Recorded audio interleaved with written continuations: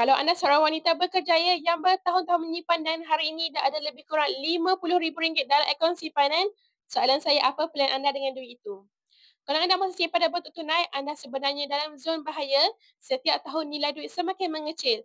RM50,000 hari ini tak sama nilainya dengan 3 tahun yang lalu, dan kalau dibiarkan dalam masa 5 tahun, anda mungkin hanya mampu beli separuh daripada apa yang mampu anda beli hari ini. Sebab itu, semakin ramai wanita bijak hari ini tukarkan simpanan mereka kepada emas fizikal 100 gram daripada public gold. Apa sebab emas bukan sekadar cantik tapi kukuh, tak boleh dicetak semula, tak boleh dimanipulasi dan yang penting tak dimakan inflasi. Emas ialah simpanan yang boleh anda pegang, simpan dan wariskan. Ia bukan angka dalam bank, ia adalah aset sebenar yang laku di seluruh dunia. Kalau anda nak simpan untuk masa depan, untuk beli rumah, untuk persaraan atau sekadar lindungi hasil titik perlu anda, gold bar 100 gram adalah langkah yang bijak dan strategik. Yang mana baru minat, boleh terus hubungi saya. Saya bantu cara dan langkah yang betul dalam simpanan emas. Terus follow saya untuk lebih ilmu emas dan kewangan.